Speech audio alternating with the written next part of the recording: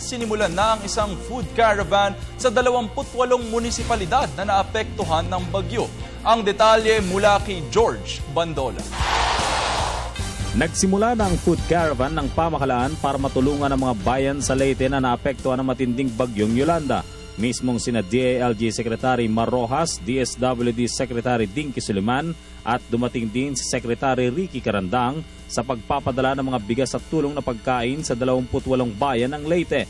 Ang mga ito ay mga bayan ng Mahaplag, Abuyog, Javier, MacArthur, Hulita, Dulag, Burawen, Tabon-Tabon, Carigara, Barobo, Tolosa, Tanawan, Tunga, Haro, Alang-Alang at San Miguel.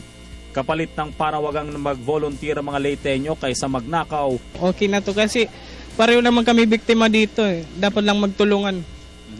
Yan, okay. Mas maganda kasi to kasi araw-araw may natatanggap ka kaysa magnakaw ka sa iba-iba, madidisgrasya ka pa. Kailangan isipan natin na mas maraming affected. So, itong ginagawa na nilang lahat ay makakarating sa mas maraming nangangailangan sa buong Region 8 na tama sa bagyong Yolanda. So, every effort is worth it talaga. So, kung meron man, ang mga serbisyo nila, kapalit naman din ng pangangailangan nila mamaya pag-uwi nila sa bahay. So, lahat yon may katumbas. Pero mas importante pa rin yung effort na ginagawa nila dito ngayon sa mas nararami.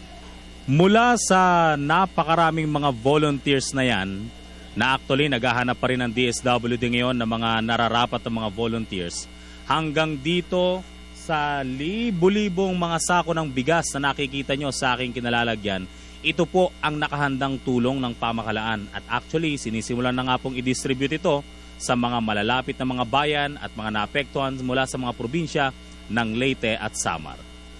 Kasama si Danny Mateo para sa Telebisyon ng Bayan, George Bandola.